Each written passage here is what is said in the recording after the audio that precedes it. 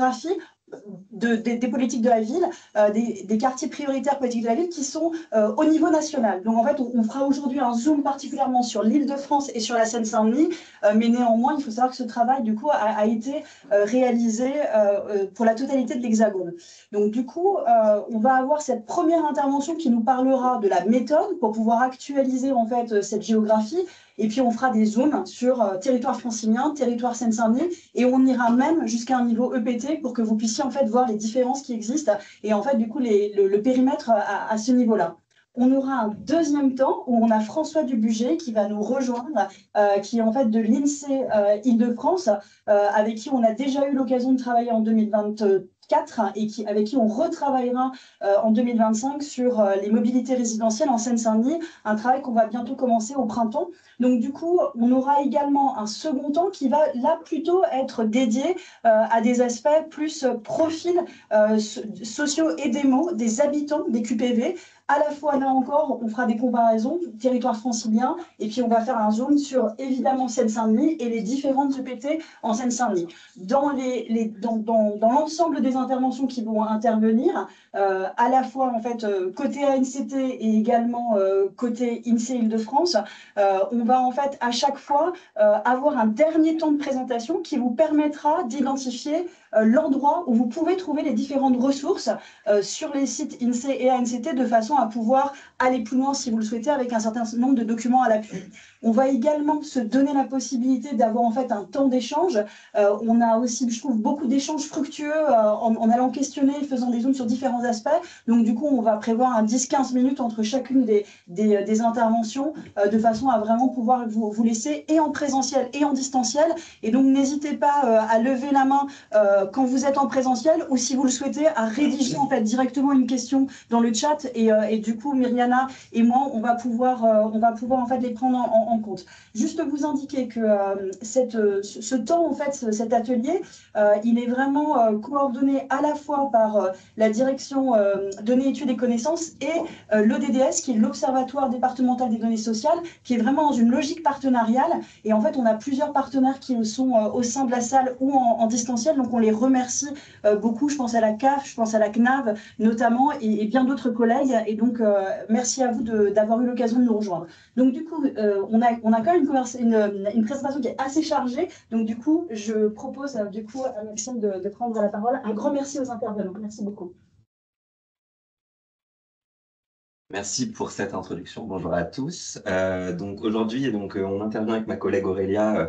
On fait partie donc de l'ANCT, l'Agence nationale de la cohésion des territoires, et à fin 2023, on a travaillé sur l'actualisation des périmètres des QPV, donc les quartiers prioritaires de la politique de la ville, qui sont en vigueur pour l'Hexagone depuis le 1er janvier 2024. Et pour les Outre-mer depuis 1er janvier 2025. Exactement, merci. Alors, tout d'abord, on va vous parler de la méthode. Alors, comment est-ce qu'on a défini, ou plutôt redéfini, les quartiers prioritaires de la politique de la ville? Donc, il faut savoir que ces périmètres-là existent depuis 2014 sous la loi Lamy. Et donc, il a fallu actualiser les données qui définissaient ces critères. Et donc, ces critères, ils sont au nombre de 3. Donc, déjà, pour être un quartier, un QPV, il faut être dans une unité urbaine d'au moins 10 000 habitants. C'est vraiment des concentrations de pauvreté dans des zones urbaines. Et ensuite avoir au moins 1000 habitants au sein du périmètre du QPV. Et ensuite, le dernier critère, c'est un critère de revenu médian. Donc là, celui-là est un peu plus technique, où en fait, on regarde si le revenu médian du quartier prioritaire est inférieur à un certain seuil qui dépend, en gros, c'est un seuil qui dépend de l'unité urbaine d'appartenance du quartier prioritaire. Et une fois que ces 3 critères-là sont remplis, eh bien, on peut qualifier le quartier de quartier prioritaire. Donc, pour cela, on s'est appuyé sur les données de l'INSEE. Donc, à la fois, on s'est beaucoup appuyé sur les données géolocalisées de foyers fiscaux de l'INSEE, donc qui étaient des données confidentielles, qu'on remercie par la même occasion l'INSEE, qui nous a laissé travailler sur ces données pour justement redéfinir ces périmètres. Et donc, à partir de ces données géolocalisées fiscales, eh bien, on a pu calculer l'éligibilité de ces zones des quartiers prioritaires et vérifier si oui ou non les périmètres étaient en politique de la ville ou pas. Donc, alors, comment ça s'articulait concrètement? Donc, Comme je le disais, on s'est appuyé sur les données de l'INSEE, mais également sur un travail préalable de l'INSEE. En fait, l'INSEE avait préidentifié des zones sous la forme de carreaux de 200 mètres, en fait, qui permettaient de dire, dans ce carreau-là de 200 mètres, les critères d'éligibilité sont bien respectés. Et donc, à partir de ce quadrillage de carreaux de 200 mètres, eh bien, on a pu modeler et ajuster les contours avec les préfectures de chaque département de l'Hexagone. Et donc, nous, on était un peu au milieu entre justement les données de l'INSEE et ce travail justement d'accompagnement des préfectures pour aboutir à des périmètres qui à la fois faisaient sens du point de vue du terrain et des personnes qui travaillent dans les préfectures de département et qui en même temps respectaient les critères d'éligibilité. Donc, on a vraiment à la fois œuvré pour proposer des quartiers donc, qui correspondent à ces critères, mais qui aussi avaient une vraie cohérence topologique, c'est-à-dire qu'il fallait bien avoir des quartiers qui coupaient pas les parcelles en deux, qui traversaient pas une rue en large, voilà, et qui prenaient bien les bonnes adresses. Bon, voilà. Il y avait plein de petits détails techniques, et donc une équipe de géomaticiens qui a travaillé sur ce projet, notamment pour justement faire en sorte que les contours soient tout bien comme il faut. Maxime, n'hésite pas à parler un peu plus fort pour les derniers rangs. Ok. Vous m'entendez au dernier rang? Ok. Limite un peu. Ok. Donc tu peux, voilà. Ok. Ça marche. Donc voilà, une fois passé ce petit point de méthode, on va vous parler des résultats de cette nouvelle géographie prioritaire. Donc tout d'abord, un petit zoom pour comparer les résultats sur l'Hexagone et sur l'Île-de-France. Donc, comme disait Frédéric, on va faire justement une démarche un peu en entonnoir où on va comparer déjà l'Île-de-France et l'Hexagone, puis la Seine-Saint-Denis avec l'Île-de-France, et enfin, on va comparer EPT par EPT pour que vous ayez bien le détail pour chacun de ces territoires. Alors tout d'abord, au final, sur cette nouvelle édition de 2024, on a abouti à 1362 QPV. Et rien qu'en Île-de-France, on est à 298 QPV. Donc ça montre, je dirais, la prépondérance de l'Île-de-France dans cette nouvelle géographie prioritaire. D'autant plus qu'il y a eu beaucoup de mouvements dans cette géographie prioritaire, avec des quartiers qui ont intégré la géographie prioritaire, d'autres qui, à l'inverse, sont sortis de la géographie prioritaire, puisqu'ils ne répondaient plus aux critères d'éligibilité, que, par exemple, le revenu médian était trop élevé, donc une pauvreté moindre, et on peut dire une amélioration relative dans ces quartiers du point de vue du revenu.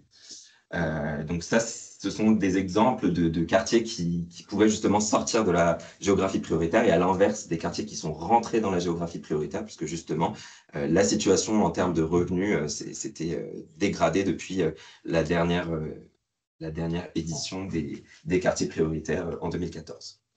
Donc voilà, là, vous avez un petit détail des quartiers qui ont été modifiés, les quartiers dont le périmètre n'a pas bougé, et puis les quartiers entrants et sortants. Et on voit que sur les 109 quartiers entrants de l'Hexagone, eh bien, il y en a 38 qui sont en Île-de-France. Donc là, on voit à quel point l'Île-de-France a contribué à cette dynamique des nouveaux quartiers prioritaires. Je vois qu'il y a des questions là-bas, mais peut-être qu'on y reviendra, je ne sais pas. On y reviendra à la fin. Okay. Bon, on prendra votre question à la fin. Ensuite, pour voir un peu géographiquement comment s'articule cette nouvelle géographie prioritaire. Alors là, vous avez deux cartes. Une première carte à l'échelle de l'Île-de-France et une seconde carte avec un zoom territorial sur la métropole du Grand Paris et quelques EPCI annexes. Alors tout d'abord, en fait, vous pouvez voir qu'en fait, chaque petit carré rouge représente une commune qui comporte un nouveau quartier prioritaire, pardon. Et donc, on voit un peu cette concentration sur la métropole du Grand Paris, avec néanmoins quelques petits carrés là, tout autour en grande couronne. Et aussi, vous pouvez visualiser en vert le nombre d'habitants qui vivent dans ces QPV, avec, vous l'aurez compris, ces cercles qui sont proportionnels au nombre d'habitants dans ces QPV. Donc, on voit qu'il y a quand même certains pôles, notamment à Mantes-la-Ville. Aussi, il y en a quelques-uns à Melun, à Meaux, donc quand même quelques pôles, je dirais, en dehors de la métropole du Grand Paris, de quartiers prioritaires qui contiennent un nombre conséquent d'habitants. Mais on a quand même une grosse concentration dans la métropole du Grand Paris, et notamment de la Seine-Saint-Denis, ici, donc à Saint-Denis, Aubervilliers, il y en a quand même aussi beaucoup à Paris. Mais on voit quand même ici beaucoup de communes qui sont représentées ici par un carré rouge et surtout beaucoup de vert, donc beaucoup d'habitants en QPV dans ces communes. Ensuite, donc pour que vous ayez un petit peu des éléments quantitatifs sur cette nouvelle géographie prioritaire en Île-de-France. Donc ici, vous avez un tableau comparatif par département du nombre de QPV et du nombre d'habitants dans ces QPV. Donc ça permet d'avoir le détail. Et puis aussi la population moyenne de ces QPV. Et ça permet de se rendre compte déjà de plusieurs choses. Que déjà en Seine-Saint-Denis, donc il y a 75 QPV dans cette nouvelle édition. Donc 75 QPV sur les 298 de l'Île-de-France. Donc encore une fois, près de un quart des QPV de l'Île-de-France qui sont en Seine-Saint-Denis. Et également, on peut voir qu'il y a près de 700 000 habitants qui sont en QPV en Seine-Saint-Denis sur les 1 700 000 habitants de l'Île-de-France. Une autre caractéristique de la Seine-Saint-Denis, c'est qu'on va avoir des quartiers qui sont relativement plus peuplés que sur le reste de l'Île-de-France et sur le reste de l'Hexagone d'ailleurs. Donc des quartiers qui sont dans des zones urbaines et qui sont très denses. Donc là, on le voit qu'en moyenne, la population d'un QPV en Seine-Saint-Denis, sur ces nouveaux QPV, c'est 9 000 habitants, alors que sur le reste de l'Île-de-France, on est plutôt entre 3 000 et 5 000 habitants. Donc là encore, on voit toute cette densité de population qu'on retrouve à l'échelle des QPV. Ça va, le dernier rang, vous m'entendez bien? Super. Et donc maintenant, pour regarder plus dans le détail, à l'échelle de la Seine-Saint-Denis, alors pour resituer un peu le contexte, déjà l'Île-de-France, c'est la région qui a la plus haute part de population en quartier prioritaire, juste devant les Hauts-de-France. On a près de 14% des habitants d'Île-de-France qui sont situés en quartier prioritaire aujourd'hui. Et qu'au sein de cette île de l'Île-de-France, on a calculé donc département par département la part de population en quartier prioritaire. Et là, on voit enfoncer la Seine-Saint-Denis qui a près de 42% de ses habitants qui sont en quartier prioritaire. Donc, je ne sais pas si vous imaginez, mais ça fait une grosse part de population. Et on trouve que cette carte est assez parlante pour montrer justement je dirais la concentration de population en politique de la ville en Seine-Saint-Denis, et puis on retrouve un peu cet axe justement entre le Val d'Oise et l'Essonne où on a un peu moins de 20% dans le Val d'Oise, 13% dans le Val-de-Marne et 14% en Essonne, mais la Seine-Saint-Denis, je dirais, est loin en tête avec 42% d'habitants en QPV. Donc encore une fois, ça permet de mesurer un peu mieux l'importance de la politique de la ville en Seine-Saint-Denis. En termes d'évolution maintenant, donc pour comparer la situation juste après la définition de la loi, juste après la définition des quartiers prioritaires suite à la loi Lamy en 2015 et maintenant, on voit qu'il y a quand même 70 000 habitants de plus en Seine-Saint-Denis depuis 2015, mais que par contre la taille de population en moyenne dans les QPV a un peu diminué. Alors ça, c'est lié au fait que comme on a des nouveaux quartiers qui sont qui ont intégré la géographie prioritaire, ces nouveaux quartiers sont souvent des petites poches de pauvreté, donc des quartiers qui ont un périmètre plus réduit, ce qui fait qu'on est sur des quartiers moins peuplés qui font un peu baisser la population moyenne des QPV. Et par contre, la part de population est restée sensiblement la même depuis 2015, autour de 42%. Tandis qu'en France hexagonale, pour que vous puissiez comparer, en France, sur l'échelle de la France hexagonale, on a 8% des personnes qui habitent en QPV, donc contre 42% en Seine-Saint-Denis. Et là, encore, on voit qu'il y a eu près de 500 000 habitants depuis 2015 qui ont intégré la géographie prioritaire. Donc voilà un petit peu pour les évolutions. Maintenant, pour ce qui est du détail de la Seine-Saint-Denis, initialement, en 2015, on avait 63 quartiers prioritaires contre 75 aujourd'hui. Et donc, sur ces 63 quartiers prioritaires, il y a eu un quartier qui est sorti de la géographie prioritaire, qui est un QPV qui est à Pleyel.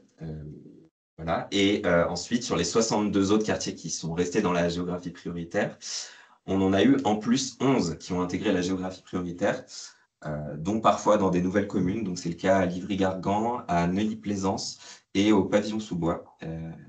Et on a aussi un cas particulier d'un quartier prioritaire qui existait déjà en 2015, qui est le quartier des Baudottes, qui est à cheval sur Aulnay-sous-Bois et Sevran.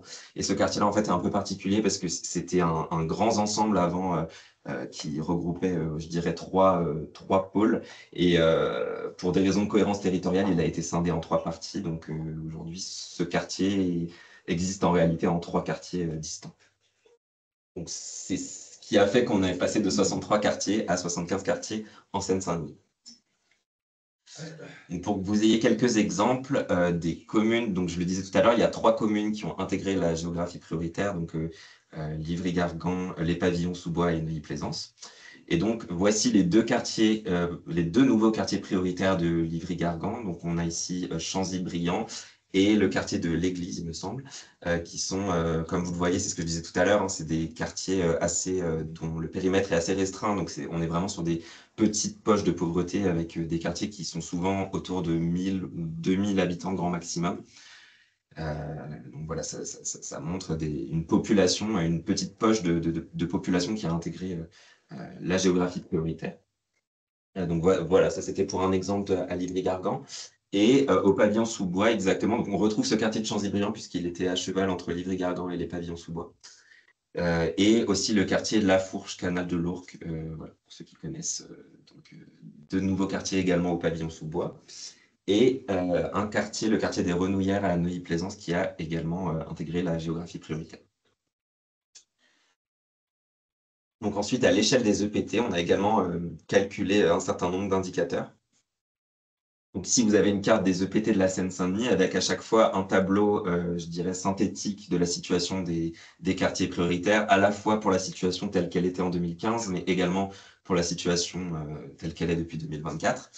Donc, ce qu'on voit, c'est que globalement, sur les quartiers, notamment pleine commune, on est sur une situation relativement stable avec un QPV en moins pour le PT de pleine commune, mais que globalement, le nombre d'habitants, d'ailleurs, quel que soit le PT, hein, le nombre d'habitants a augmenté dans tous les EPT.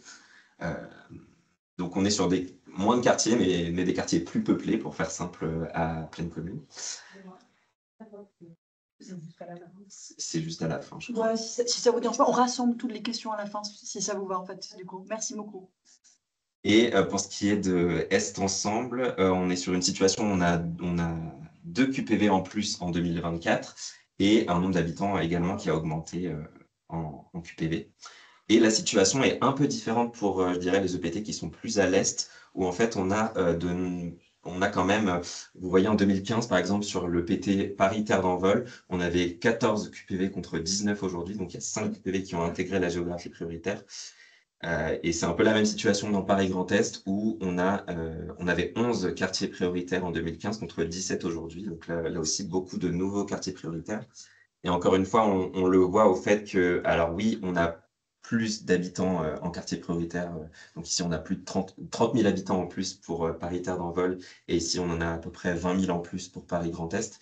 Et à chaque fois, on retrouve un peu cette tendance que ces nouveaux quartiers qui ont intégré la géographie prioritaire sont des petits quartiers, ce qui explique qu'en moyenne, la population au sein des QPV est un peu plus faible en 2024 que ce qu'elle n'était en 2015. Donc voilà pour le détail. On pourra bien sûr revenir dessus après pour des questions. Et oui, on a également, on s'est intéressé en fait à dénombrer le nombre de quartiers prioritaires dont le périmètre s'était élargi et dont le périmètre s'était réduit, et dans le même temps aussi les quartiers prioritaires qui sont restés inchangés. Et donc on a fait ce dénombrement-là à l'échelle de la Seine-Saint-Denis. Donc on voit que globalement, on est très souvent dans des cas de figure où les quartiers prioritaires sont soit restés inchangés, soit ont connu une augmentation de population, où globalement, il y a eu un agrandissement qui a fait que au sein du QPV, on a eu une augmentation de population. Et également à l'échelle, on peut voir par EPT, hein, on voit bien qu'il y a eu à chaque fois des EPT, des QPV qui sont restés inchangés, ou alors qui ont été modifiés, mais dont la population n'a pas varié. Donc Et également beaucoup de QPV, en particulier dans le PT Est Ensemble et dans Pleine Commune, où on a beaucoup de QPV avec une augmentation de population. Et on retrouve justement dans Grand Paris, Grand Est, ces 6 nouveaux QPV qui montrent qu'il y a vraiment eu la géographie prioritaire dans le PT Grand Paris, Grand Est c'est vraiment élargi dans cette PT. Alors ensuite, on a, donc là, je vous ai fait une présentation de cette nouvelle géographie prioritaire, de comment on l'a construite et quels sont les résultats. Maintenant, Aurélia va vous parler un peu plus de qu'est-ce qu'on fait maintenant à partir de ces quartiers prioritaires, comment en tant qu'utilisateur, on peut avoir plus d'informations là-dessus. Je vais laisser ma collègue Aurélia en parler. Eh ben, bonjour, donc moi je vais vous parler des outils et notamment d'un en particulier qui s'appelle SIG Ville. Est-ce que vous connaissez cet outil? Oui, il y a beaucoup de oui. Ah ben, super. Et en visio, il y a beaucoup de oui ou pas? On va voir. Donc SIG Ville, c'est l'outil qui permet de connaître, visualiser les quartiers prioritaires de la politique de la ville. Donc depuis le 1er janvier 2024, on a donc les nouveaux quartiers de la France hexagonale et depuis donc, ce 1er janvier, là, on a les nouveaux quartiers outre-mer. Donc c'est un outil qui permet, si vous avez une adresse, vous entrez votre adresse sur une barre d'outils et elle vous dit si oui ou non, cette adresse se situe en quartier prioritaire. Et ensuite, vous pouvez être localisé directement sur la carte pour avoir le zonage. Vous avez aussi la possibilité de chercher un territoire, donc une commune, un département, un établissement public territorial. Alors, je regarde juste les slides. Voilà, c'est ça. Donc, si je reprends la page d'accueil de SIG Ville, vous avez donc plusieurs infos, la carte, les menus déroulants. Vous avez aussi des atlas, donc des atlas en PDF sur les quartiers prioritaires. Une partie donc géoréférencement, dépôt de fichiers dont je vais vous reparler, et donc les actualités. Donc en l'occurrence, en ce moment, les actualités, c'est donc la nouvelle géographie prioritaire des Outre-mer. Donc pour venir sur le site, mais vous connaissez déjà, on vous a remis l'adresse. Et je vous parlerai aussi de l'ONPV juste après, donc l'Observatoire national de la politique de la ville. Donc, quand vous cherchez un quartier, donc par exemple celui-ci, Fabien Saint-Exupéry, donc vous allez rentrer soit son numéro, soit son nom, soit le nom de la commune, et vous allez avoir un zoom sur ce quartier. Vous allez avoir tout un rattachement, un fil d'Ariane de géographie, donc le rattachement à le PCI ou le PT, la commune, là où les communes, et vous allez avoir des informations de population, en fait, tout ce que nous, on peut avoir, tout ce qu'on récupère donc, de l'INSEE, on les met à la disposition des SIG pour que vous puissiez avoir accès. On a aussi des données statistiques, donc n'hésitez pas, hein, si vous avez des données, vous avez des idées de données qui pourraient gonfler des informations au quartier prioritaire, n'hésitez pas à nous en faire part, parce que finalement, on met à disposition des données, mais plus on a de partenaires avec lesquels on travaille, et plus on évolue dans les informations associées au quartier prioritaire. Les données, je l'ai dit, donc, sont disponibles à plusieurs niveaux. Donc, quand vous cherchez une adresse, par contre, attention, il faut vraiment y aller doucement. Il y a une autocomplétion. En fait, depuis le 1er janvier 2024, le moteur de recherche d'adresse que l'on utilise est celui de la BAN, donc la base adresse nationale de l'IGN, que vous connaissez peut-être, qui est portée à la fois par l'IGN, la NCT et puis la direction du numérique. Et donc, en fait, on a maintenant, au niveau national, une base adresse normalisée. Donc, toutes les adresses aujourd'hui que vous trouvez sur SIG Ville, elles sont remplies par les communes. Et dès qu'il y a une adresse qui peut être manquante, il y a la possibilité de faire un signalement pour permettre à ce que notre base adresse nationale soit de plus en plus précise. Donc, quand vous rentrez une adresse, une autocomplétion vous propose un format base adresse nationale avec un numéro de voie, un indice de répétition, etc. Et une fois que vous avez trouvé votre adresse, par exemple la deuxième 21 rue de Toulon à Toulouse, vous pouvez déjà voir, sans avoir la carte, qu'aujourd'hui on est occupé et en 2015 on y était aussi. Et vous avez un zoom sur la cartographie. Il y a aussi un élément dont je voulais vous parler, c'est cette petite partie-là sur le géoréférencement. Si vous avez 10 adresses, 100 adresses, 900 000 adresses, vous pouvez créer un dépôt de fichiers. Donc, vous pouvez vous connecter sur cet outil et vous allez pouvoir déposer vos fichiers Excel, OpenOffice et autres pour pouvoir savoir si toutes vos adresses en masse se trouvent oui ou non en quartier prioritaire. Donc c'est assez pratique et c'est un service qui est beaucoup utilisé. On travaille par exemple avec France Travail, donc ils déposent tous les lundis à peu près 800 000 adresses pour vérifier des éligibilités. Donc c'est un service qui est quand même très pratique. Donc n'hésitez pas, si vous ne le connaissez pas, à vous inscrire, enfin vous connecter. Et nous, en tout cas, on est à votre disposition si vous avez des questions pour l'utilisation de la SIGVille.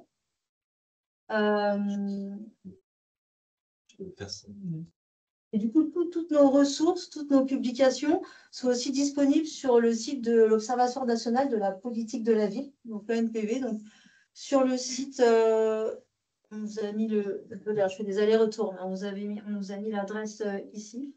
Vous avez accès à toutes nos publications actuelles. Donc, par exemple, le dernier travail de Maxime. Oui, il y a eu des travaux qui ont été faits à l'échelle des quartiers prioritaires, notamment, par exemple, estimer la participation électorale dans les quartiers prioritaires à partir des données existantes mises à disposition en open data. Et donc, il y a des guides méthodologiques et des kits de données qui permettent d'estimer pour un scrutin donné la participation électorale dans les quartiers prioritaires.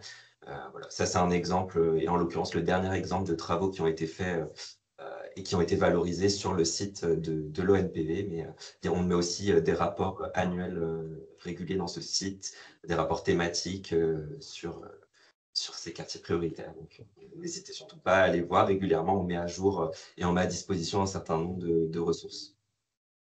Voilà, donc concernant SIGVille, en tout cas, bon, j'ai vu que la plupart connaissaient déjà. Mais maintenant, vous savez derrière qui se cache derrière SIGVille.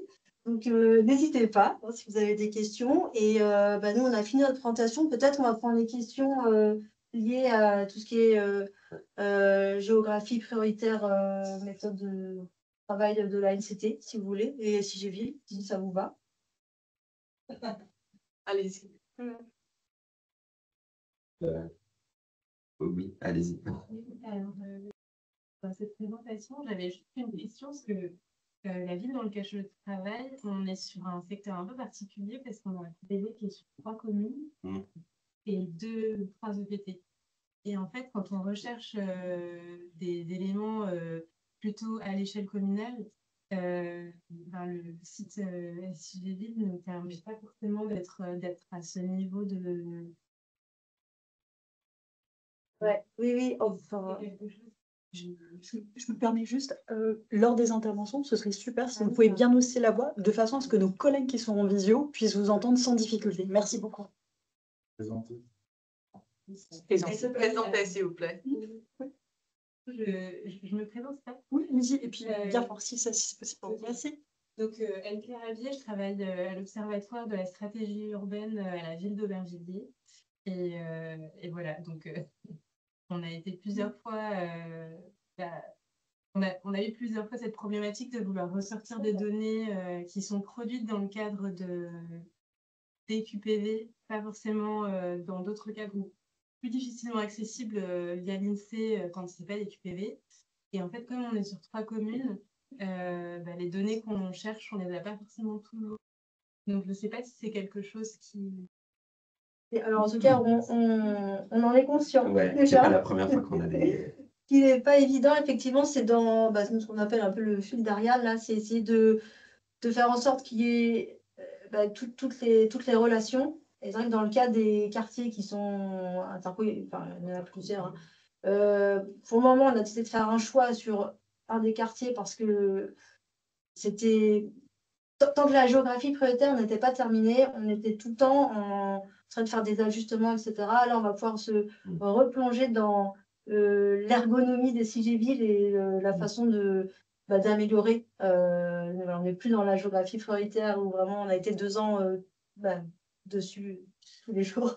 Mais en tout cas, je le note parce que c'est des éléments dont on le sait, mais on est toujours en train de réfléchir à comment on pourrait faire mieux.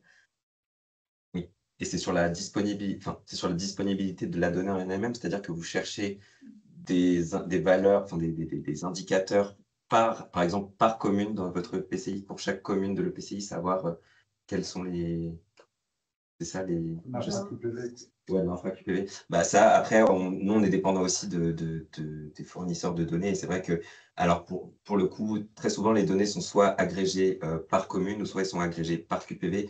Mais de faire de l'infracommunal dans le détail par commune, enfin croiser commune et QPV, ça, c'est des travaux où bah, nous, on n'a pas forcément la main dessus, quoi. On valorise la donnée, mais c'est vrai qu'on pour tout ce qui est infracommunal et calcul à l'infracommunal, c'est des données malheureusement dont on ne dispose pas aujourd'hui. Donc, mais c'est un vrai sujet. Non, de l'infracommunal que, en fait, le QPV en question, la ville d'Aubervilliers, elle est quasiment entièrement recouverte. Et comme le QPV, il est à la fois sur Aubervilliers-Pantin et La Courneuve. en fait, on ne sait pas, alors même qu'on est quasiment recouvert entièrement, on ne sait pas dire à l'échelle de la ville quelles sont les données pour le QPV. En fait, ils ont fusionné, donc du coup, il n'y a pas de données que pour Aubervilliers, que pour Pantin et que pour ça. Ouais, bah oui. C'est ça le problème. Et ça, c'est Ok, bah merci pour votre question. Je sais pas dans quel ordre. Allez-y, hein, enfin, comme ça. Oui, parce que je crois C'est juste qu'aujourd'hui, il y a une erreur sur le nombre de QPV sur le territoire de Pénicoménie. Je suis Suzy Costa, responsable du service ingénierie sociale. Et en fait, on a perdu un quartier. Enfin, il y a un quartier qui est sorti de la géographie du territoire, mais il y en a un autre qui est entré. Donc en fait, on est au même nombre entre 2015 et 2024. Je pense qu'il y a une petite erreur, je sais pas. il y a une scission qui a été conçue parce qu'en fait, on a eu beaucoup de cas. Merci pour votre intervention. C'est vraiment un nouveau. C'est aussi sur Saint-Denis, c'est le quartier Cachon, mais il est bien référencé en fait sur le site, mais en indiquant juste 22 et 23. Donc il y a juste, je pense, une petite erreur de chiffre. D'accord, parce qu'on a repris. Ça fausse un peu les données que vous avez présentées pour notre territoire. Voilà, c'est juste pour signaler. Sur Sigeville, il y a 22 et 23 sur Sigeville, c'est ça? Ouais. Mais Ok, normalement, on c'est va un peu regarder. le même nombre entre 2015 et 2022. parce qu'il y a un qui est sorti, un qui est entré. Qui est entré sur la même ville. Ouais, on va l'actualiser. Non, ben, merci, parce que ça nous permet d'avoir quelques projets à venir. Déjà vérifier. Une deuxième remarque. Oui, l'autre remarque, c'était. Bon, elle est un petit peu plus. Je ne sais pas si vous allez pouvoir me répondre. Je sais qu'initialement, les quartiers prioritaires sont calculés selon un unique indicateur qui est le revenu par habitant, mais il semble que sur la Seine-Saint-Denis, ça n'ait pas exactement été le seul critère pour déterminer cette nouvelle géographie prioritaire. Je voulais savoir si vous aviez des éléments à nous fournir sur ce sujet et si on pouvait du coup objectiver la question de cette utilisation d'indicateurs par rapport aux autres territoires. On n'a pas connaissance d'un autre indicateur. Après, oui, les seuils. On aurait pu légitimement penser que, par exemple, sur Saint-Ouen, où le niveau de revenu par habitant était. Enfin voilà, il y avoir plus de pertes d'habitants QPV ou une réduction du QPV. Bon, voilà, je pense qu'il y a Il y a d'autres indicateurs. Qui oui, ça, montaient sur la Seine-Saint-Denis. Mais voilà, c'est sûr. Après, là, l'objet, c'était d'avoir une loi. Là, ce sont les critères législatifs et c'est à l'échelle nationale au final. Donc, c'est. Et ce que je dis, c'est qu'en fait, ça n'a pas été appliqué en Seine-Saint-Denis. C'est plutôt ça. Et, voilà. C'est pour voir si vous aviez des éléments. Des éléments politiques. Des éléments politiques. Ça, non. Nous, on est dans la technique. Hein. On n'est pas dans le. Ouais, non, on n'a pas d'éléments politiques. On est vraiment purement dans l'aspect technique. C'était effectivement le sens de ma question, c'est-à-dire quand on voit les chiffres, on se dit qu'il y a une augmentation de la pauvreté en France, en Île-de-France, en Seine-Saint-Denis. Est-ce que les critères ont changé ou est-ce qu'effectivement on peut constater une sacrée augmentation de la pauvreté? Ou est-ce que justement les critères ont fait que du coup il y a eu plus de prise en compte des publics alors qu'il y a eu... Mais ce que je comprends, c'est que... Enfin, je ne sais pas. Qui peut répondre à ça, en fait ça. Bah, les critères sont restés les mêmes, c'est-à-dire que la loi Lamy, qui était là depuis 2014, les critères législatifs sont restés les mêmes. Mais par contre, ce qu'il faut bien garder à l'esprit, c'est qu'à chaque fois, ce sont on mesure, si vous voulez, pour le revenu, en l'occurrence, on mesure de manière relative à l'unité urbaine. C'est-à-dire que là, ce qui a été inscrit dans la loi, c'est bien cette prise de conscience que la situation, on ne peut pas comparer, on ne peut pas dire qu'il y a une équivalence entre une situation en Île-de-France et d'autres territoires. Et donc, c'est bien pour ça qu'à chaque fois, en fait, le revenu médian a été comparé au revenu médian de l'unité urbaine d'appartenance du quartier prioritaire. Donc, ce qu'il faut bien dire, c'est que oui, la pauvreté, quand on voit qu'il y a plus de quartiers prioritaires, c'est de se dire, en relatif, oui, il y a une augmentation du revenu dans cette unité urbaine, pardon, je vais y arriver. Mais ça ne veut pas dire qu'en absolu, on a de la pauvreté qui a augmenté partout. C'est qu'à chaque fois, c'est des situations qu'il faut mettre au regard de réalité locale. Bonjour. Guillaume Merzi, directeur général adjoint des services de Bagnolet. Peut-être pour éclairer un des aspects, parce que là, vous avez dit au début. Alors, non, première chose, votre outil est formidable. Oui. Clairement, parce que c'est justement ce soir, on s'est appuyé pour modifier la géographie politique prioritaire de la ville de Bagnolet. Et à ce moment-là, il a fallu faire des choix, et ça a peut-être éclairé certaines questions. C'est-à-dire que vous avez parlé au début d'éligibilité, et il s'agit bien d'éligibilité, et dans cette éligibilité-là, pour les maires, de proposer à Madame la préfète déléguée des chances, des quartiers qui sont éligibles. Je m'explique. Nous avions fait le choix au début, nous, d'élargir plus sur un quartier qui était beaucoup plus grand. Sauf que si nous choisissions ce quartier qui était retenu, nous renoncions de fait à 400 000 € par an de TFPB que nous ne percevrions plus. Et donc, nous avons fait le choix de ne pas le faire. C'est-à-dire qu'il y a une éligibilité, et puis ensuite, il y a un dialogue des maires par rapport aussi à ce qu'est un budget à équilibrer. Ça, c'est la première chose. La deuxième chose, c'est que même si c'est élargi, et alors ça ne s'adresse absolument pas tellement à vous, mais en même temps, vous en êtes aussi les porteurs, c'est que malgré tout, il y a une enveloppe qui, elle, reste constante. C'est-à-dire qu'on élargit la population, on a un nombre plus grand de personnes qui sont dans ces quartiers, mais l'enveloppe, elle reste la même. Et là, c'est là que les Athéniens ne s'atteignent plus. C'est qu'on a un léger problème de compréhension même de la démarche. Voilà. Merci pour votre intervention. C'est vrai que ça. Si je peux rajouter, en fait, ce sont aussi des décisions gouvernementales. Et je me souviens d'une présentation de la directrice de l'ANCT qui disait qu'en même temps, les finances n'ont pas augmenté pour financer tous ces nouveaux quartiers politiques de la ville qui sont entrés dans. Ça s'explique aussi comme ça. Il y a d'autres questions. Oui. Bonjour. Je m'appelle Henri, chef du service de la culture au département de Seine-Saint-Denis. Je ne sais pas si vous pouvez répondre à ma question, mais il y a une réponse qui a été apportée ici sur les entrées et les sorties de géographie prioritaire. Est-ce qu'on a des exemples de sorties de la géographie prioritaire qui soient vertueuses, c'est-à-dire qui soient pas liées à des effets de seuil seulement? Finalement, l'effet des politiques de géographie prioritaire a permis à un quartier de sortir de ça, et finalement la géographie prioritaire a démontré un peu sa validité ou son efficacité. Est-ce qu'il y a des études sur ces questions-là? Comment on peut améliorer ça? Merci beaucoup. C'est une très bonne question. Justement, on est en train de travailler ça. Donc, en fait, ce qu'il faut savoir, c'est que nous, on est à l'ANCT au sein d'un pôle qui s'appelle le pôle analyse et diagnostic territoriaux. Et en fait, on est en charge aussi d'alimenter l'Observatoire national de la politique de la ville, donc l'ONPV, le petit logo que vous voyez en bas à droite. Et un des enjeux là, de 2025 de l'ONPV, ça va être justement d'analyser la situation des quartiers prioritaires qui sont sortis, de voir pourquoi est-ce qu'ils sont sortis, est-ce que c'est, comme vous le dites, un effet du revenu par rapport au seuil, et d'aller sur le terrain, justement. Il va y avoir des travaux qui sont faits pour aller voir plus précisément sur le terrain qu'est-ce qui a fait que la situation s'est améliorée dans ces quartiers prioritaires et qui explique la sortie. Donc, c'est des travaux justement qui sont à venir, j'ai envie de dire, et qu'on débute tout juste. Voilà. Et par exemple, pour un quartier comme Pleyel, on sait pourquoi ça a sorti, parce qu'il y a eu beaucoup de nouvelles constructions, la population a augmenté, peut-être avant, il y avait moins de personnes, mais c'était plus précaire.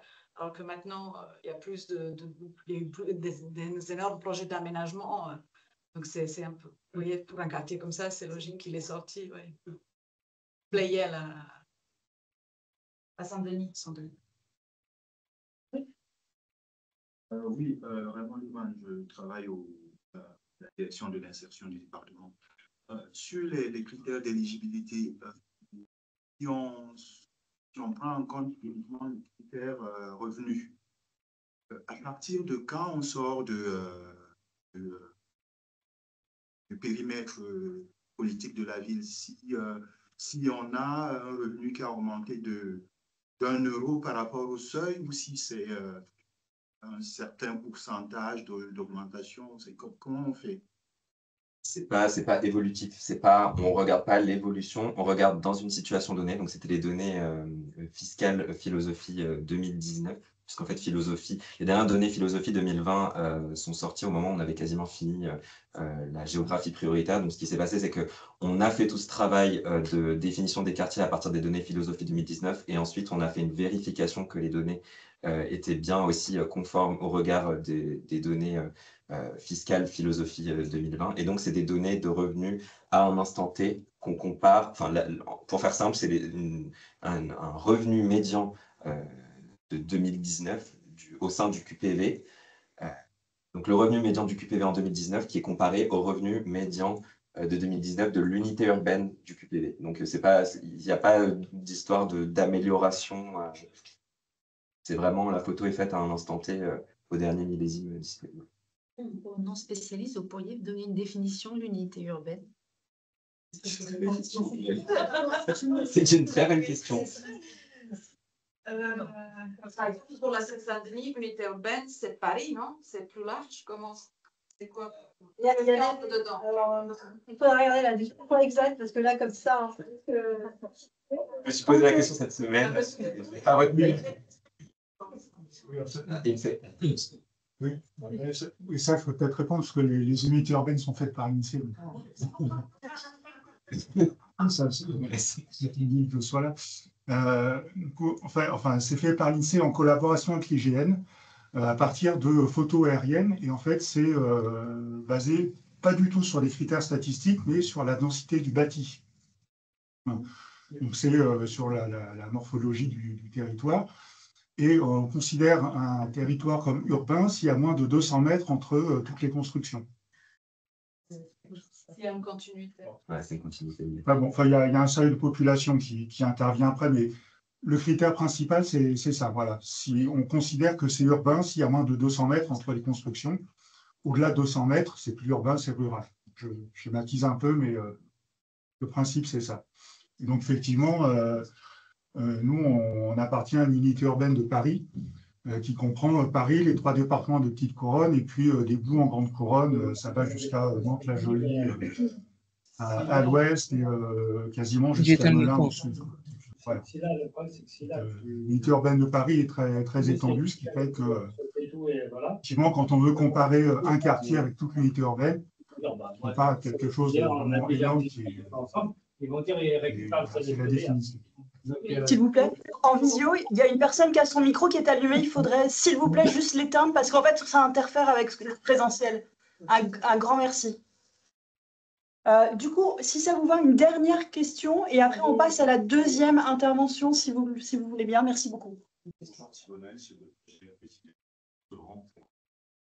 J'avais une question. Nantes part pour 6 ans. Il y a beaucoup de quartiers qui vont évoluer, notamment ceux qui sont suite à des opérations de démolition, reconstruction. Ça va sensiblement la population de ces quartiers. Est-ce qu'il y a une vision un peu négative qui sera proposée sur l'outil Point Ville pour pouvoir peut-être d'ici 3 ans ou qu'il y ait des actualisations de ces données qui soient faites au regard de ces projets urbains? Vous pouvez reprendre la question. Les personnes Répéter la question. quand on a des problèmes en vie ponctuelle. est-ce qu'il va y avoir des évolutions donc, sur SIG-Ville de tout ce qui est données chiffrées, c'est ça, sur la population, les revenus et autres? Voilà, la démolition, en fait, tout ce qui va être... Notamment ces quartiers qui vont, la population va évoluer d'ici 2030. Il y aura des reconstructions du même nombre de logements ou Généralement, la reconstitution de l'offre se fait en dehors des QPV. Oui, oui.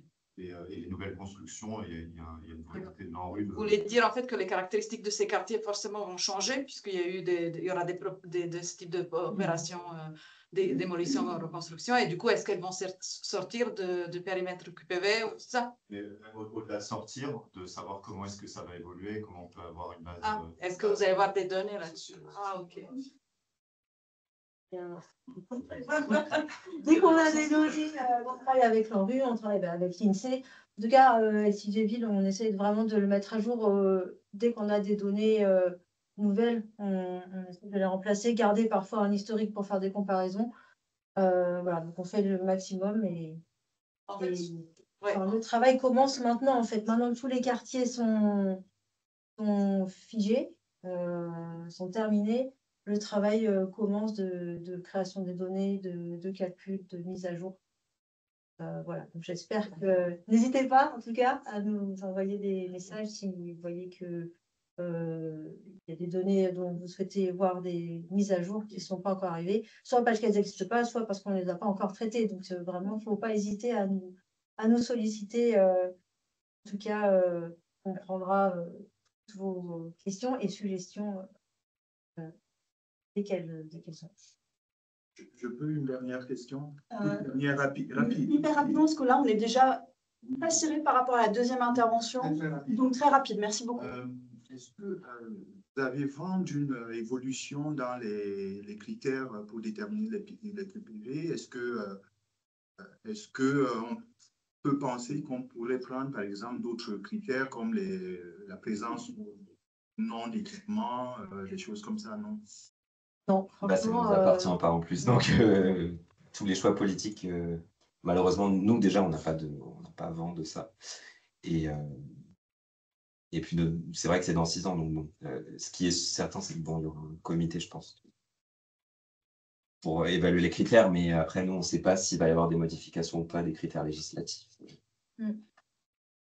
C'est bien conscient que... Je peux apporter un complément. En fait, je sais que quand l'exercice a été fait pour la création des premiers QPV de 2015, à l'époque, ça avait été fait par l'INSEE. Et donc, comme c'était la première fois que ça se faisait, ils ont testé toutes sortes de critères, et pas uniquement le revenu. Et en fait, ils se sont rendus compte que finalement, le revenu, ça résumait un peu tout.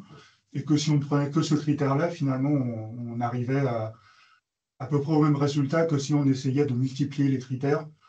Pour moi, ça avait l'avantage de la simplicité. On dit, bon, on prend le revenu et puis, voilà, au moins en termes de calcul, parce que bon, la moulinette qui est derrière, voilà, Maxime ne va pas rentrer dans le détail, mais enfin bon, ça se fait pas sur un portable. Donc, voilà.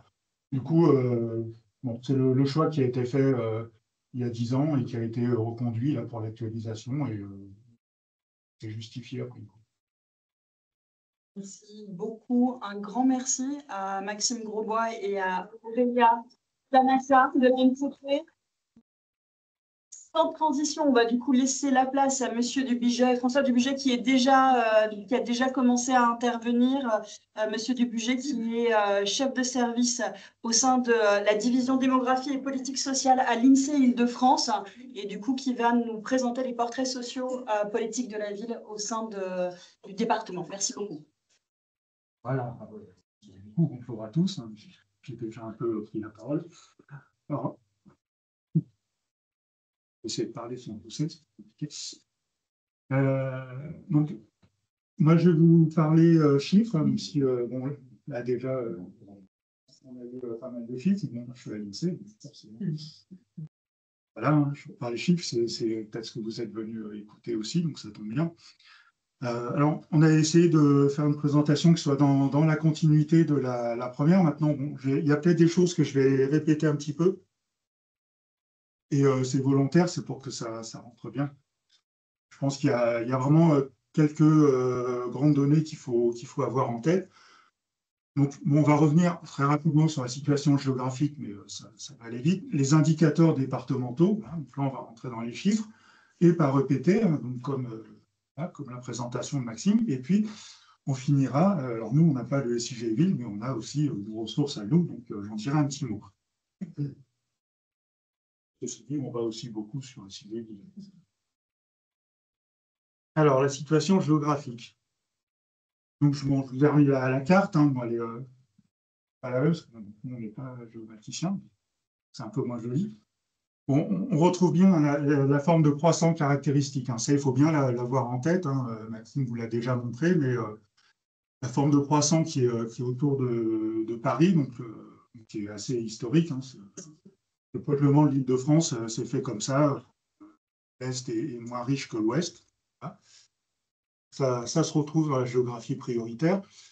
Donc, on a bien 300 QPV. Hein. Donc, c'est à peu près 22% des QPV de France métropolitaine.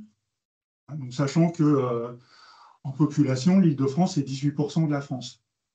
On voit qu'il y a une légère surreprésentation pour les QPV. Donc 163 communes concernées.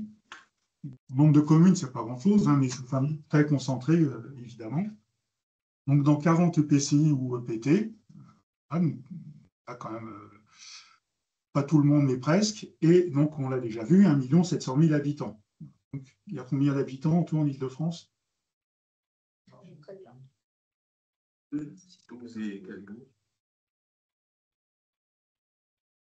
12 millions et demi, on va faire simple. Donc, 14% de la population régionale vit en QPV.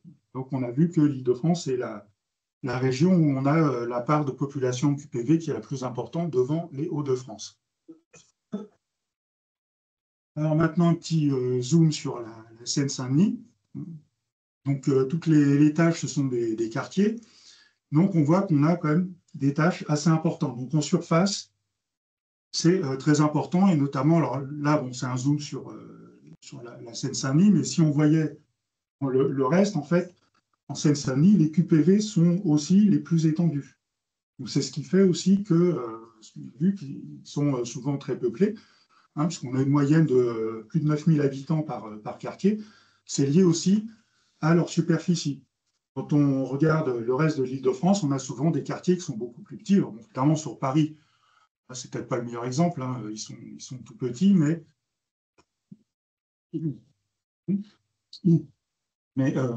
sur le Val-de-Marne ou sur le Val d'Oise, par exemple, on a aussi un certain nombre de quartiers assez grands. Ils sont quand même moins grands en surface que en Seine-Saint-Denis. Donc ça, c'est aussi quelque chose qu'il faut avoir en tête, c'est la place que ça prend en termes de territoire. Alors, donc, 700 000 habitants, on l'a dit, 42% de la population du département, c'est aussi 41% de la population des QPV d'Île-de-France. D'accord ? En gros, à part Paris, qui a 2 millions d'habitants, les 7 autres départements de la région, ils sont entre 1,3 million et 1,5 million, à peu près, donc c'est à peu près équilibré. Donc, globalement, la Seine-Saint-Denis, c'est un peu moins d'un 1/8 de la région, mais pour les QPV, c'est 41% de la population.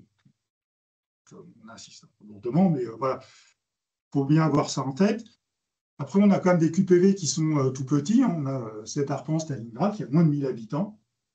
Et aussi, je crois, c'est peut-être pas le plus petit d'Île-de-France, mais presque. Et on a le plus grand, donc le fameux Franc-Moisin et la suite, donc 132 000 habitants, qui est aussi le plus grand QPV de France. Et d'assez loin, parce que le deuxième, je crois qu'il a 90 000 habitants. Et je pense s'il n'est pas. Il est à Marseille, oui, et il y en a un du côté de Roubaix ou Tourcoing aussi, ouais, qui est assez gros. Mais voilà. Après, ça descend assez vite. Alors, maintenant qu'on a vu les cartes, on va passer aux chiffres.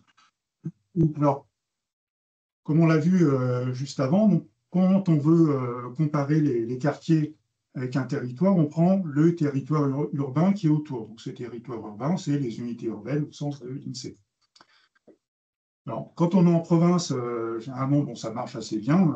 L'unité urbaine, ce n'est pas forcément très étendu. Donc, si on compare un quartier avec l'unité urbaine qui est autour, ça a un sens. Quand on est en Île-de-France, alors nous, on compare des quartiers avec l'ensemble des unités urbaines de la région. On prend toute la région. Vous voyez que les unités urbaines, en fait, ce qu'on appelle, nous, environnement urbain, c'est l'ensemble des unités urbaines moins les quartiers. Donc, tout ce qui est en rose, donc pas en bleu. Tout ce qui est en rose, en fait, ça fait à peu près 9 millions d'habitants sur les 12 millions et demi qui ont l'Île-de-France. En fait, plus des 3/4 de la population de la région qui sont concentrés dans cette zone-là en rose. Alors, maintenant, si on rentre dans les indicateurs, alors, évidemment, bon, vous connaissez les quartiers, forcément, par construction, la population de ces quartiers, elle est plus défavorisée que celle de l'environnement urbain qui est autour. C'est évident. Maintenant, une fois qu'on a dit elle est plus défavorisée, d'accord, oui, mais de combien?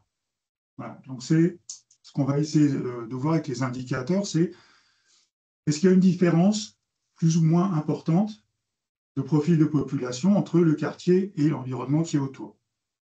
Alors, si on regarde le profil par âge, déjà, on a une différence. Alors, en bleu, les QPV du département de Seine-Saint-Denis, en vert, l'ensemble des QPV de la région, et en rose au milieu, l'environnement urbain, donc la tache rose qui était sur la carte. Donc déjà, on a une différence sur les enfants de moins de 15 ans. On en a nettement plus dans les QPV, et il n'y a pas tellement de différence entre la Seine-Saint-Denis et le reste de la région. Comme on a vu aussi que la Seine-Saint-Denis, c'est 40% des QPV de la région, forcément, ça pèse aussi sur la moyenne régionale. Sur les 15-24 ans, ça se retrouve aussi, mais on a quand même moins d'écart. Les 25-29 ans, là, c'est l'inverse, on en a un peu moins. Et quand on arrive dans les âges les plus élevés, évidemment, c'est la contrepartie, on en a beaucoup moins dans les quartiers. Alors, il y a un indicateur qu'on a l'habitude d'utiliser, nous, à l'INSEE, pas uniquement à l'INSEE, hein, aussi dans beaucoup d'études, c'est ce qu'on appelle l'indice de jeunesse, où on rapporte la population jeune, donc 19 ans ou moins, rapportée donc, à la population des 60 ans ou plus. Et quand on prend cet indice-là, on voit qu'il est supérieur à 2, c'est-à-dire que pour une personne de 60 ans ou plus, on a 2 personnes de 19 ans ou moins, dans ces quartiers, alors que dans l'environnement urbain, on est à peu près à 1,2. Il faut bien qu'on ait une population jeune.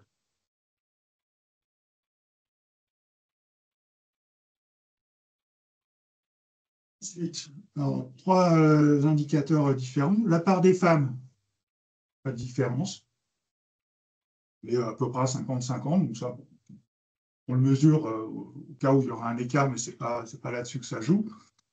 Par des étrangers, là, déjà, évidemment, il y a un peu plus d'écart. On passe du simple au double. Quand on dit qu'il y a plus d'étrangers, oui, mais ce n'est pas juste qu'il y a plus d'étrangers, en fait, il y en a 2 fois plus. Et immigrés par ailleurs. Est-ce que vous connaissez la différence entre étrangers et immigrés? Au hasard. Non, quelqu'un peut l'aider? Les étrangers sont étrangers, tandis que les immigrés sont français. Ils peuvent être français. Les étrangers sont les immigrés peuvent être français. Les étrangers. Ouais. Alors, un étranger, c'est quelqu'un qui vit en France, qui est de nationalité étrangère. Quel que soit son lieu de naissance. Il vit en France, il a la nationalité étrangère, pas française. Lui, il est étranger. Un immigré, il est né à l'étranger de nationalité étrangère et il vit en France. Mais il a pu devenir français. Donc, vous voyez la différence? Donc, il y a une question de lieu de naissance. Donc, les étrangers ont une nationalité étrangère, quel que soit leur lieu de naissance, ils ont pu naître en France ou à l'étranger. Les immigrés sont forcément nés à l'étranger. Donc là, on parle d'immigrés de première génération, des personnes qui sont nées à l'étranger, qui sont vivant en France. Il faut bien voir de quoi on parle. Et donc, dans les 2 cas, on a une proportion en QPV qui est 2 fois plus importante que la moyenne de l'environnement urbain autour, et c'est encore un peu plus fort en Seine-Saint-Denis que dans l'ensemble de la région. Donc, territoire d'accueil, comme on le dit souvent. Ensuite, si on regarde la composition des ménages, alors on a plus de familles, on a 47% de familles avec enfants dans les QPV du département et seulement 32% de personnes seules. Et si on regarde ces 47% de familles, ils se décomposent en 17% de familles monoparentales, c'est ici la barre bleue, et les 30% restants donc, sont des couples avec enfants. Alors, d'après vous, pourquoi est-ce qu'on a plus de familles dans les quartiers? Qu'est-ce qui peut expliquer cette présence plus importante de familles dans les QPV?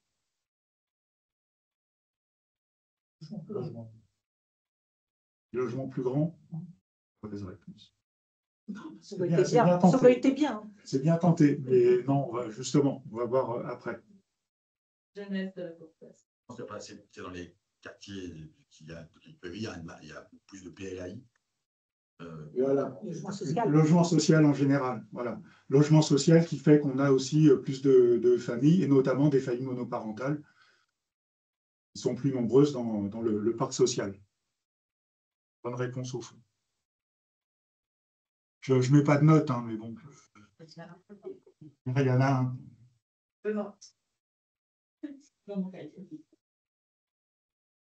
Alors, on va y arriver. La taille des ménages, c'est-à-dire c'est le nombre moyen de personnes dans un ménage. Dans les QPV de Seine-Saint-Denis, on est à 2,7 personnes en moyenne. L'ensemble des QPV franciliens, 2,7 aussi. Donc, c'est arrondi, hein, mais bon, peu importe, c'est l'ordre de grandeur qui compte. Et surtout, quand je prends l'environnement urbain, je suis à 2,2. Ce qu'il faut voir aussi, c'est que cet environnement urbain, on a dit, c'est l'ensemble des unités urbaines de la région, donc ça comprend aussi la ville de Paris. Et à Paris, la taille moyenne des ménages, c'est moins de 1,9. Vu qu'à Paris, il y a 2 millions d'habitants, forcément, ça fait baisser aussi. Ça, si on enlevait Paris de ce calcul-là, on serait sans doute plus proche des 2,7. Mais bon, on a quand même, globalement, des ménages un peu plus grands dans les QPV. Et en même temps, si je regarde les résidences principales de 4 pièces ou plus, dans le département, je suis à 32%, dans la région, 35%, alors que dans l'environnement urbain, donc l'ensemble des unités urbaines hors QPV, je suis à 40%. Donc, j'ai des ménages qui sont plus grands, mais j'ai moins de grands logements. Donc, conséquence, suroccupation des résidences principales. Alors, c'est ce qu'on va voir sur cette diapo. Donc, part de ménages propriétaires, évidemment, là, donc en Seine-Saint-Denis, je suis à 18%, alors que en moyenne, dans les unités urbaines, je suis quasiment à un ménage sur 2. C'est logique. Par contre, on a quand même plus de propriétaires en Seine-Saint-Denis que dans l'ensemble des QPV de la région. Comme quoi, hein, c'est pas évident. A priori, on n'aurait pas parié là-dessus. Et inversement, parc des ménages locataires du parc social, eh ben, alors évidemment, c'est quand même très élevé, hein, on est à peu près à 57% en Seine-Saint-Denis, mais on est à 65% dans l'ensemble des QPV de la région. Donc on a en Seine-Saint-Denis un peu plus de propriétaires et un peu moins de parc social par rapport à l'ensemble des QPV de la région. C'est pour ça qu'il y a plus de propriétaires et qu'ils n'arrivent pas à se loger. Ils achètent. Ils peuvent. Ils peuvent. Et donc, troisième indicateur sur le graphique, la part des résidences principales suroccupées. Alors, suroccupées, en fait, on a mis un petit encadré qui explique en fait, comment c'est fait. Alors, c'est un petit peu théorique. On estime un nombre de pièces idéales pour loger un ménage. C'est une norme hein, qui a été définie, ça remonte aux années 80. Donc, en fonction de la composition du ménage, en fonction du nombre d'adultes et du nombre d'enfants, on associe un nombre de pièces idéales et après, on regarde le nombre de pièces réelles du logement. Et donc, s'il manque au moins une pièce dans le logement par rapport au nombre de pièces idéales, on considère qu'il y a suroccupation du logement. Et donc, là, on voit qu'en Seine-Saint-Denis, la situation est moins favorable puisqu'on a une part de suroccupation qui avoisine les 30%. On doit être à peu près à 28% contre 11% dans l'ensemble des unités urbaines de la région. Donc on est plus de 2 fois au-dessus de la moyenne.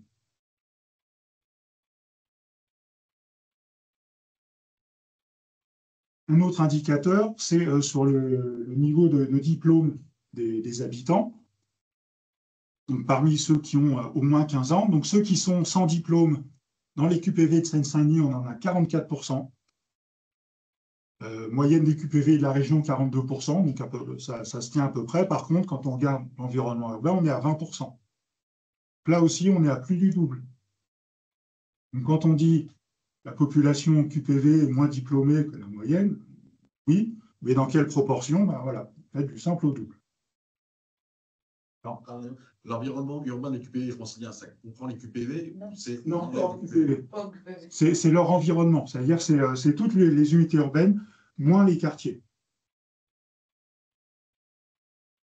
Et donc, inversement, évidemment, si je regarde les diplômés du supérieur, donc au moins Bac+2, et ben là, on a le négatif, hein, évidemment, 20% en Seine-Saint-Denis, 21% en région, 49%,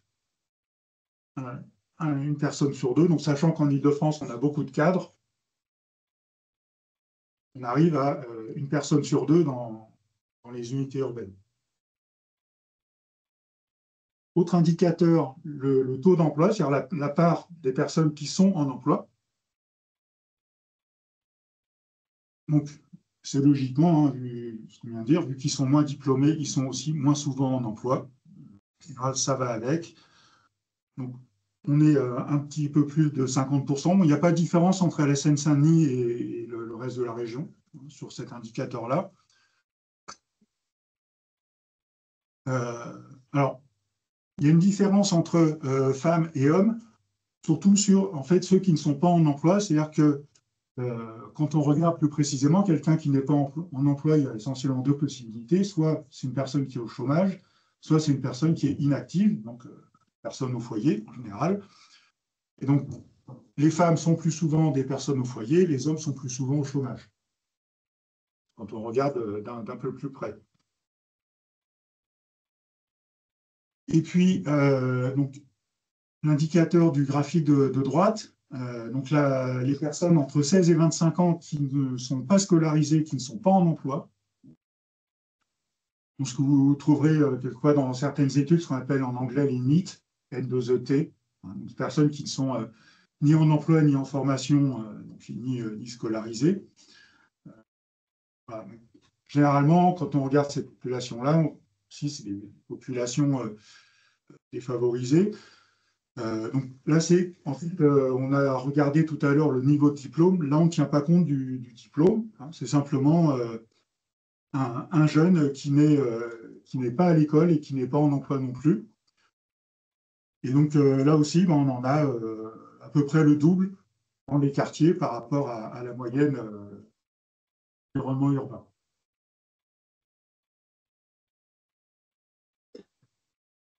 Alors, pour ceux qui sont actifs, on a vu qu'il y avait moins de personnes en emploi, mais pour ceux qui ont un emploi, on a beaucoup moins de cadres, on en a 3 fois moins dans les QPV. Alors, il n'y a pas de différence entre Seine-Saint-Denis et l'ensemble de la région, on est à 13%. Par contre, on voit qu'on a 3 fois moins de cadres que dans le reste des unités urbaines. C'est quand même assez important. Les ouvriers, 28%. Égal entre le département et la région contre 11% des unités urbaines, et les employés, donc 40-40 contre 24. Si, des écarts quand même qui sont très très significatifs.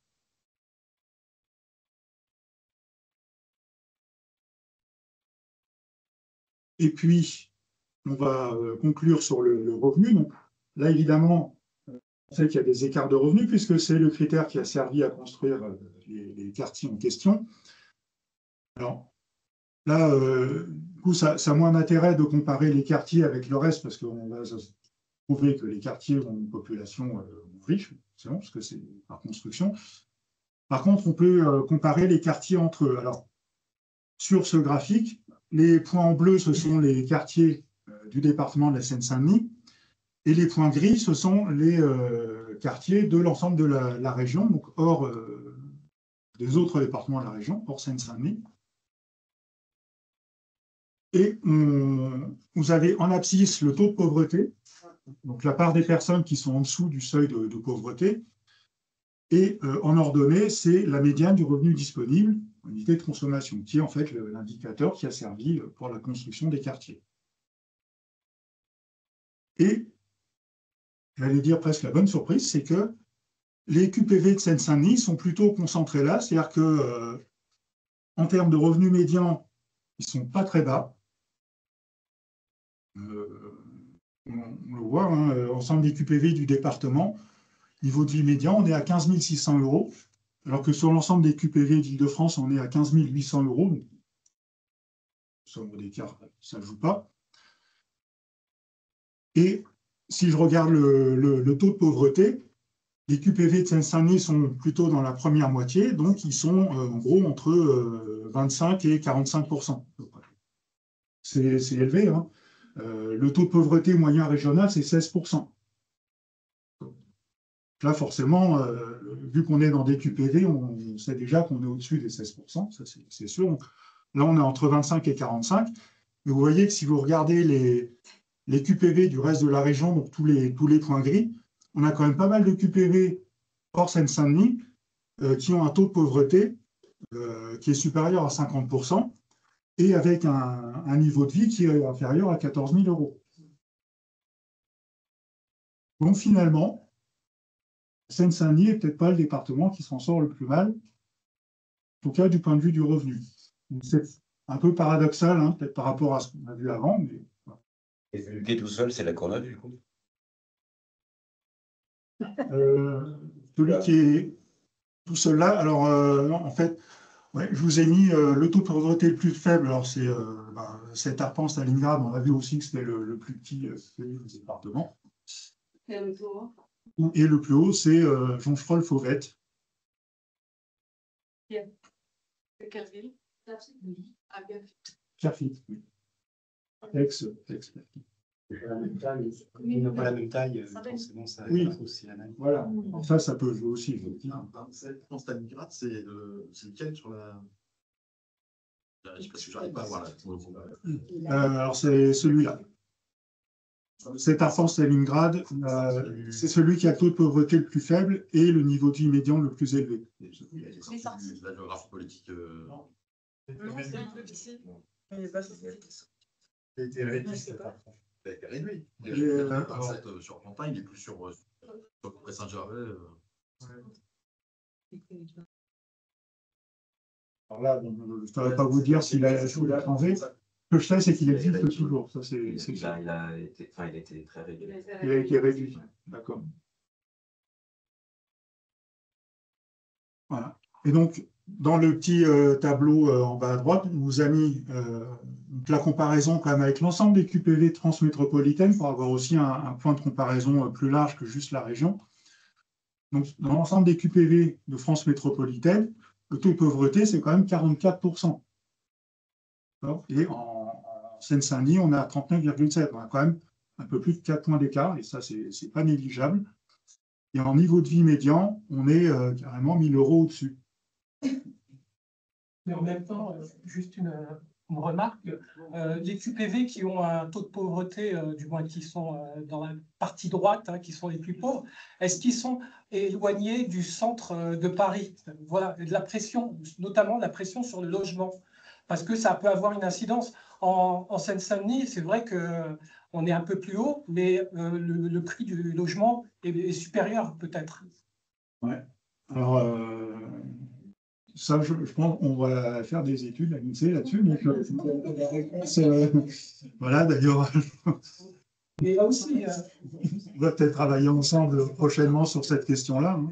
Seconde remarque, c'est que c'est vrai qu'on est à peu près à égalité avec la moyenne régionale, ouais. Mais il faut savoir aussi que la Seine-Saint-Denis, c'est là où il y a le plus d'entreprises et l'accès à l'emploi dans les QPV est compliqué. C'est ouais. Là qui se situe le paradoxe. Ouais. C'est qu'on a des emplois, mais qu'ils ne sont pas pourvus par la population. Tout à fait. Voilà.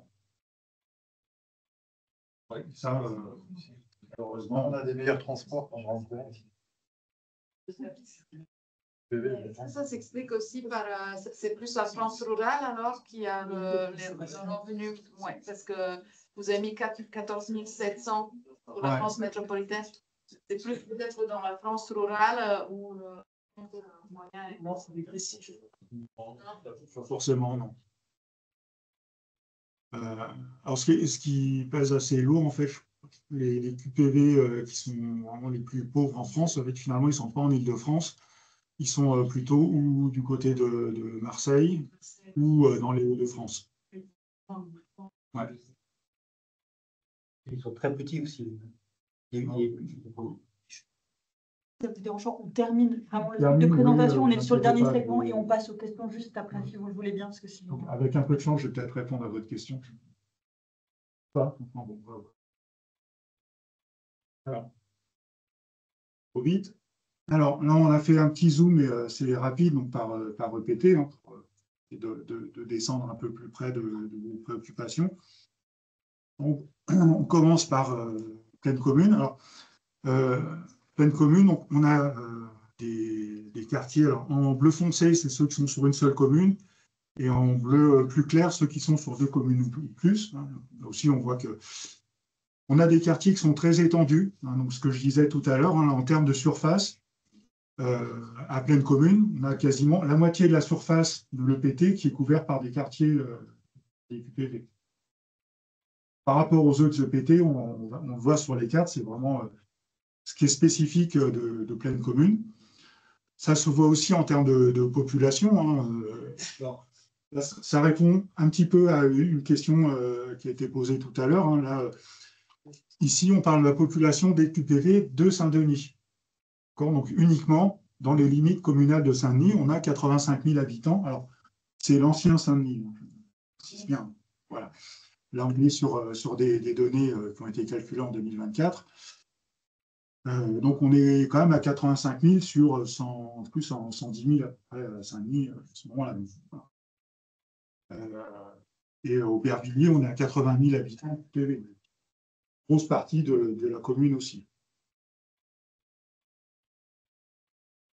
Après, on a fait ce qu'on appelle, nous, des radars. On aime bien représenter comme ça. Si ça vous parle, ça permet d'avoir 6 indicateurs en même temps sur un seul graphique. Et donc, on voit que l'EPT pleine commune, qui est ici en très plein rose, on va dire, et ben, en fait, il n'y a pas de... Alors, quand on dit EPT, en fait, c'est les QPV de l'EPT. Ce n'est pas précisé dans le libellé, mais c'est uniquement les QPV, bien sûr. Vous avez en pointillé bleu les QPV de Seine-Saint-Denis et en pointillé jaune les QPV d'Île-de-France. Et on voit que sur ces 6 indicateurs, copier-coller, il n'y a pas de différence. Voilà. Alors, effectivement, les QPV à l'intérieur d'un EPT, c'est sans doute assez hétérogène. Hein. Si on regardait quartier par quartier, on aurait des différences. Mais globalement, finalement, pleine commune ne se distingue pas du reste du département. Voilà. Et donc, l'indicateur sur lequel il y a le plus d'écart, finalement, c'est sur l'environnement urbain, évidemment, des QPV franciliens, où là, on voit qu'on a on a vu dans tous les graphiques précédents, mais qu'on retrouve ici. Ensuite, Paris-Terre d'Envol, là où on a quelques nouveaux quartiers. Donc, vous voyez que la taille des taches bleues est beaucoup plus petite. Donc ça, c'est par rapport à pleine commune.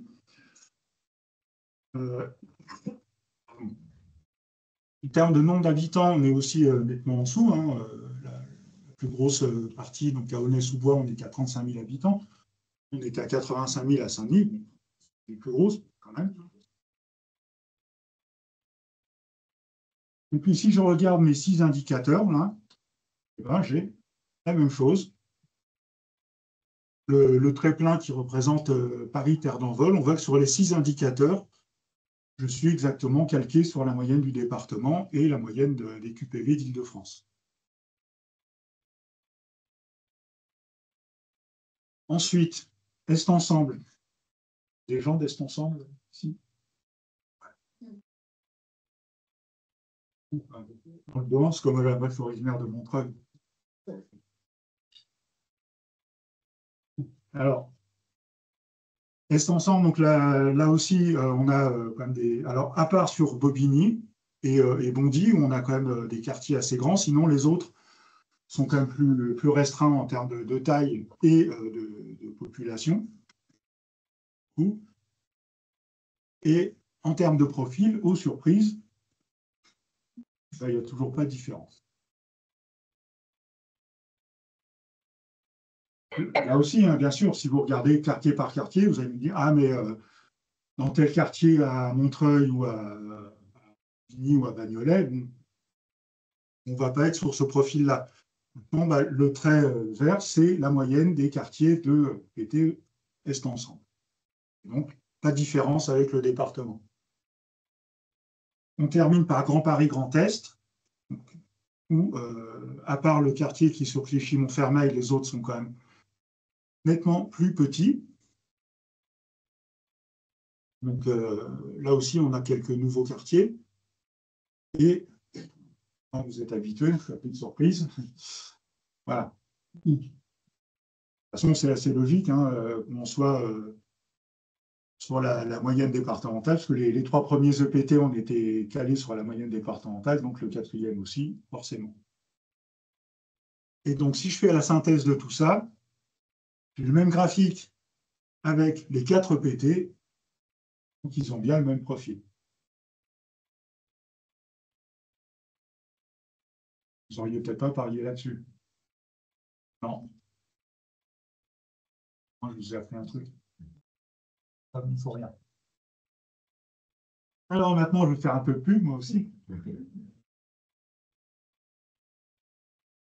Alors, nous, on a plusieurs outils, même si on n'a pas le SIG Ville, on a ce qu'on appelle le dossier complet. Peut-être que c'est déjà ça. Alors, ça, ce n'est pas disponible au niveau quartier, c'est disponible sur les communes, intercommunalités, départements, régions, etc. Alors, sauf que quand on dit intercommunalité, en fait, il n'y a pas les EPT dedans. C'est vraiment les EPCI. Et donc, si vous cherchez un EPCI, du coup, vous aurez la métropole du Grand Paris dans son ensemble, mais vous ne pouvez pas accéder aux EPT. Là, c'est une particularité de l'Île-de-France, c'est qu'on a un EPCI qui est découpé en 11 EPCI. Ça, c'est compliqué à gérer. Donc, vous avez un très grand nombre d'indicateurs qui sont présentés sous la forme de tableaux et de graphiques. Et donc, si vous choisissez un zonage, le dossier complet, c'est plus de 70 tableaux et graphiques. Donc, ça fait une trentaine de pages. Et vous avez le profil complet, comme son nom l'indique, du territoire en question, avec tous les indicateurs qui sont disponibles à l'INSEE. C'est très riche et ça couvre tous les domaines, population, logement, revenus, emploi, chômage, entreprise. Après, on a un autre outil, ça c'est toujours sur INSEE.fr, ça s'appelle Statistiques locales. Donc là, vous pouvez choisir un territoire et une thématique particulière pour avoir des indicateurs précis sur cette thématique et ce territoire. Là aussi, statistiques locales, c'est au minimum au niveau de la commune. Alors, quelque chose aussi, vous pouvez importer vos propres données. Donc ça, c'est un outil qui n'est pas encore très connu, mais il y a un outil cartographique qu'on voit ici. Donc là, j'ai pris un exemple, ça c'est avec on propose 275 indicateurs standards. Donc là, vous avez les thèmes, avec le nombre d'indicateurs pour chaque thème. Vous avez la liste des zones disponibles. Et là, je vous ai mis un exemple qui va certainement vous passionner sur le nombre de boulangeries et pâtisseries en 2023 par commune. Alors, c'est peut-être pas passionnant, mais c'est pour vous montrer qu'en fait, on peut avoir accès à des données qu'on n'imagine pas bien souvent. Voilà, on a entre autres, je ne sais plus dans quelle thématique c'est, ça va être dans territoire, ville et quartier, où on a un certain nombre d'équipements qu'on peut cartographier au niveau communal. Et donc, dans cet outil, vous pouvez rentrer votre propre zonage et, par exemple, un EPT. si vous rentrez la liste des communes de l'EPT, vous pouvez avoir la carte qui vous intéresse sur l'EPT en question. Donc avec cartographié, donc avec l'indicateur que vous voulez.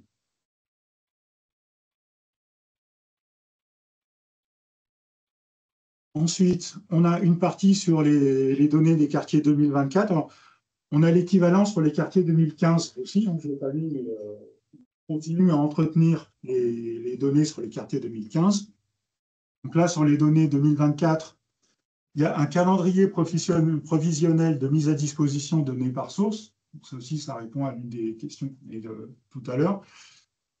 Donc en août 2024, on a eu les estimations démographiques, donc ça c'est le nombre d'habitants, les données sur les revenus, pauvreté, niveau de vie, les données sur les demandeurs d'emploi, ça c'est dans le SIG Ville, et puis alors données trimestrielles, et puis demandeurs d'emploi, il y a les données annuelles, les bénéficiaires des prestations légales des CAF, bénéficiaires du régime général de l'assurance maladie et le répertoire parc locatif social RPLS, tout ça, ça va arriver au cours du premier trimestre.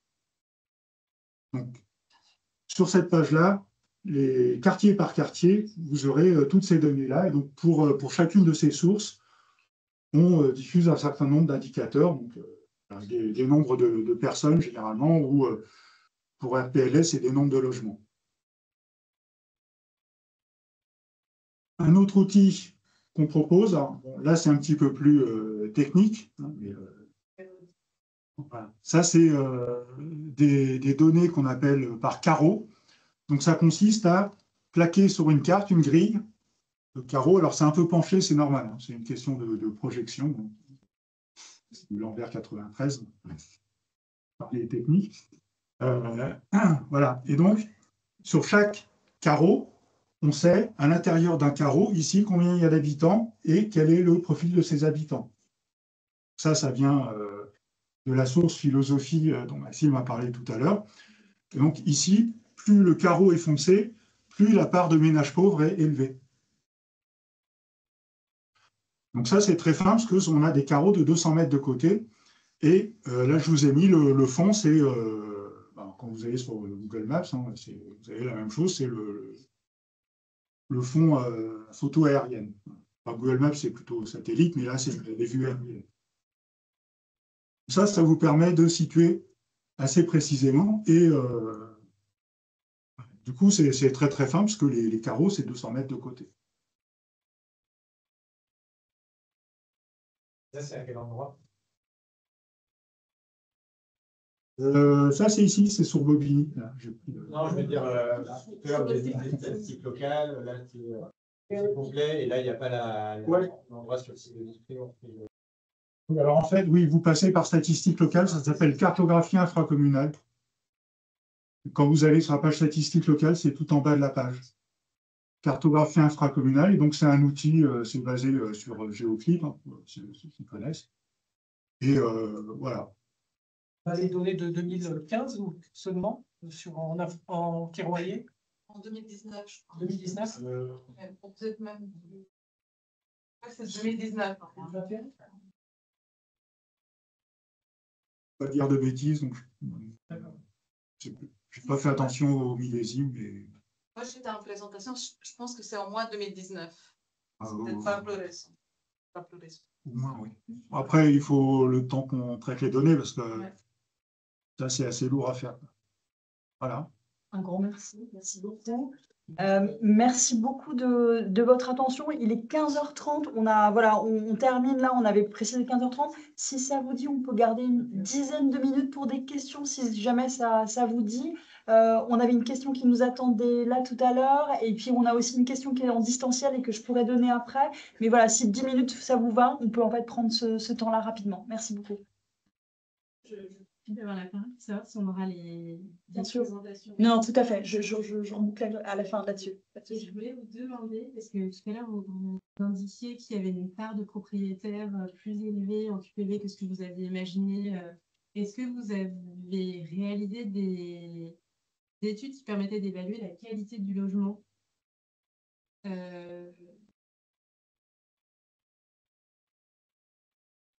que vous entendez par qualité? Ben, c'est les copropriétés du moins dégradées qui sont dans les QPV. C'est ça, oui.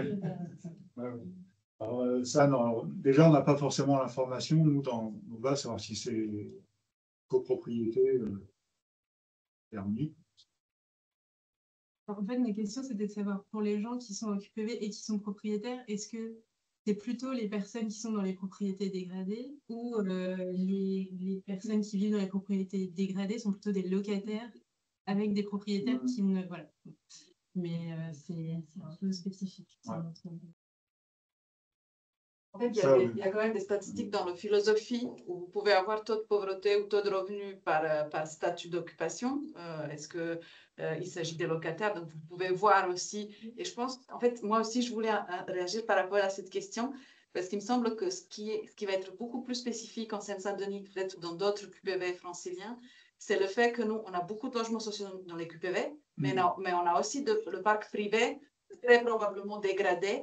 Et du coup, ce qui va caractériser, si c'est plus les QPV de la Seine-Saint-Denis, qu'il y aura aussi des locataires du parc privé ou même des propriétaires pauvres qui vont être dans les QPV. Parce que quand vous regardez il y avait un graphique qui montrait le taux de logements sociaux. En fait, le taux de logement des QPV de la Seine-Saint-Denis est moins élevé qu'au niveau francilien, ce qui est quand même étonnant. Qui parle aussi de ce phénomène-là qui est difficile à démontrer, mais qui existe aussi, qu'on a beaucoup en fait, de locataires de parc privé qui sont très pauvres. Ça, c'est intéressant. On a une question distancielle qui portait sur la slide 9, quand on était sur par des femmes, par des étrangers et par des immigrés. Et en fait, la personne voulait savoir si en fait, comment sont comptabilisés les gens ayant une double nationalité. Bonne question. Alors, ça, en fait, c'est basé sur les données du recensement de la population. Voilà. Et donc, au recensement de la population, on demande une nationalité. Donc, si la personne en met deux, on ne garde que la première. C'est un des problèmes du recensement de la population. C'est que, du coup, on n'a qu'une seule nationalité pour chaque personne. Et c'est la première qui a été déclarée. Merci. D'autres questions, rapidement? Oui. Très bien. Je voulais évoquer l'exemple de la ville de Pierrefitte, qui s'est aperçu que son registre des adresses n'était pas à jour, qui a fait valider une méthodologie par l'INSEE avec 4 personnes à plein temps pendant 2 ans. Et pour une ville de 33 000 habitants, a trouvé 12 000 habitants fantômes. Donc, et ça renvoie à une étude que le département a fait avec l'INED sur les difficultés de recenser avec les bonnes informations dans un département qui connaît beaucoup de destruction, reconstruction, de plus en plus de pavillons découpés, de l'habitat insalubre. Et donc, il y a une part, du coup, de données statistiques qui échappent au recensement et qui, du coup, échappent en partie. Bon, je ne sais pas si on retrouve beaucoup de différences avec ce que vous avez présenté, mais je voulais surtout le dire aux villes pour qu'elles l'aient en tête. Parce que c'est un vrai sujet de service public, c'est un vrai sujet financier aussi pour les villes. Et je vais faire ma parenthèse. Une discussion qu'on a eue avec Camille Zeroual il y a environ 3 semaines, je dirais, quand on était en fait à Sevran. En fait, sur la mise à jour du RIL, le répertoire des immeubles localisés, si ce répertoire n'est pas régulièrement mis à jour, forcément l'échantillonnage n'est pas bon et après le recensement ne correspond pas. Et pour abonder, depuis qu'il y a la possibilité de se faire recenser sur Internet, les villes ont perdu la main sur la qualité aussi du questionnaire.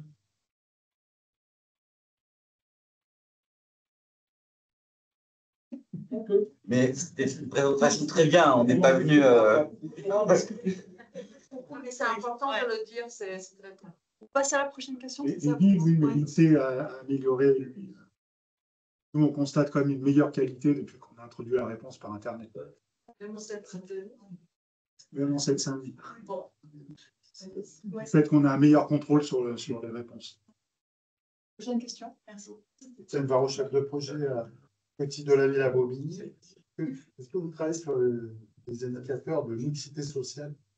Parce que je ne suis pas trop étonné au niveau des indicateurs sociaux sur les 4 PT, que ça soit très proche. Par contre, le ressenti, je dirais, des habitants, leurs ressources pour leur insertion sociale et professionnelle n'est pas forcément la même selon l'environnement, je dirais, notamment on va dire, le taux de mixité. Voilà, le vécu n'est pas le même, je dirais, des quartiers, selon leur taille aussi. Hein. On n'a pas fait d'études spécifiquement sur les PV. On a travaillé sur ce sujet l'année dernière, mais les PV n'étaient pas encore disponibles à ce moment-là. On l'a fait à l'échelle de la région. On a regardé la mixité à un niveau fin, donc avec les données au carreau, là, comme je vous montrais. Ou sur l'ensemble de la région avec des données comme ça très fines. Donc, sur le terrain, ça recoupe les quartiers. Maintenant, les quartiers, on ne les a pas pris en compte dans l'étude. Et on a fait une étude similaire sur les quartiers de gare du Grand Paris Express. Donc ça, c'est une étude qu'on a sortie l'année dernière en partenariat avec la PUR, pour voir dans ces quartiers qui sont en pleine évolution, hein, autour des gares. Donc, il y a les 68 futures gares du réseau Grand Paris Express. On a regardé s'il y avait une mixité sociale au sein de ces quartiers-là. Techniquement, on sait le faire et on pourrait reproduire la même étude, ce qu'on a fait sur les quartiers de gare. On pourrait le refaire sur les QPV, voir s'il y a une mixité sociale ou pas au sein des quartiers. Et puis, il y a eu une autre étude, il me semble, de l'INSEE, dans laquelle vous avez regardé les quartiers. Et là où la mixité sociale a été la plus faible, c'est vraiment plus dans le PT pleine commune. Une dernière question peut-être pour finir, ou c'est OK? Une dernière question, et allez-y. Bonjour, moi c'est Patrick Dango, chargé de mission politique de la compagnie Grand Est. Je veux savoir si c'est possible, ou bien s'il y a possibilité d'avoir les indicateurs que vous avez utilisés tout à l'heure. Est-ce que c'est possible de les avoir à l'échelle des QPV aussi? C'est pas disponible. Oui, tout est disponible au niveau quartier. Et tout à l'heure, par rapport à une question d'une collègue, est-ce que cette donnée aussi, puisqu'il y a des QPV qui sont à l'échelle intercommunale, donc du coup, est-ce qu'il y a possibilité de les dissocier? Alors ça c'est pas disponible en standard. C'est vrai qu'on a un peu le même problème NCT, hein, c'est que soit on prend comme périmètre l'ensemble du quartier, soit on prend comme périmètre une commune, mais le recoupement entre la partie d'un quartier qui est sur une commune, techniquement, on sait le faire. Maintenant, nous, on a assez peu de demandes, ce qui fait qu'on ne le fait pas en standard. Maintenant, vous demandez alors. Hein. On en profite. Alors, si vous êtes nombreux à le demander, peut-être qu'au bout d'un moment, on le prendra en compte. Maintenant,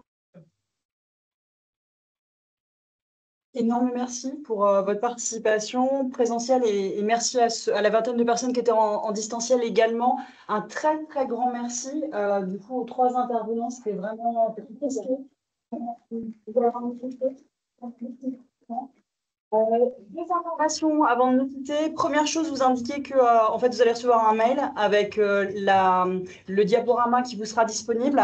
Seconde information, vous indiquez aussi qu'en fait, ce travail là, enfin, où les présentations font écho à 2 présentations qui ont eu lieu et 2 études qui ont eu lieu en fait au niveau départemental en 2024. Une première étude qui a porté sur l'évolution dans les 10 dernières années du territoire de Seine-Saint-Denis. Ça a été mené par ma collègue Myriana Pavasovic, chef de projet à l'ODDS, et également par mon collègue Corentin Rockberg, qui est en fait le bureau, chef du bureau du traitement et analyse statistique au sein de la direction données, études et connaissances. C'est en fait un travail très très complet qui est disponible sur les évolutions à la fois démographiques, sociales et également économiques. C'est pratiquement, enfin c'est plus d'une centaine de pages et on a des éléments synthétiques bien sûr qui sont présents, donc que vous pouvez consulter. On vous mettra le lien également dans le mail qu'on vous enverra dans la continuité. Et deuxièmement, vous indiquez qu'on a aussi eu des focus qui sont liés au JOP et que du coup, avec l'INSEE, on a un travail qui a été réalisé sur juin 2024 et qui vise à bien saisir le portrait sur en fait les différents territoires qui ont été particulièrement marqués par les JOP et donc du coup notamment sur le village olympique. Et en fait, cette étude, elle va être réactualisée dans le temps plusieurs fois de façon à pouvoir en fait faire des focus. Et donc l'éclairage qu'il y a eu l'année passée, en fait, va continuer d'être fait de manière récurrente par l'INSEE Île-de-France. Dernière chose, le fait de dire que l'INSEE, la collaboration avec l'INSEE Île-de-France continue en 2025 et qu'on va avoir lundi prochain une réunion d'expression de besoin sur le fait de pouvoir débuter une étude sur les mobilités résidentielles en Seine-Saint-Denis. C'est un travail qui est vraiment attendu par beaucoup d'entre vous sur le fait de pouvoir en fait voir qui sont les sortants du département, les entrants du département et pas répéter qu'on ait ces différentes données sur les entrants et les sortants. Et donc du coup on fera des focus, on doit déterminer en fait notre feuille de route. C'est un travail qu'on mène avec le DDS. C'est Myriana en fait qui pilotera côté ODDS. Bureau études sera également, on va dire, commanditaire avec le PT Est Ensemble. Donc du coup, c'est un travail qu'on souhaite voir aboutir, on va dire, septembre, on aura déjà en fait des premiers éléments, mais en tout cas de vous indiquer que la question du diagnostic du territoire, c'est quelque chose qui nous a beaucoup mobilisé sur 2024. On est très heureux en fait du coup d'avoir des intervenants extérieurs qui viennent en fait nous donner des éléments supplémentaires, mais à l'échelle vraiment du département, on continuera de travailler avec l'appui de l'INSEE et cette collaboration qui est pour nous très importante sur la production de nouvelles connaissances, parce qu'on voit bien qu'on est sur un territoire aussi qui à certains endroits bouge, se transforme et que pour établir une bonne politique publique en cohérence avec le territoire, bien connaître les mouvements qui sont présents et jusqu'à quel point y en a-t-il, en fait, ça nous aide en fait, à mieux éclairer cette politique-là. Donc, un énorme merci vraiment à vous et on reviendra vers vous, mais déjà, ces liens-là, on vous les met dans le mail avec les données. Merci. Merci beaucoup.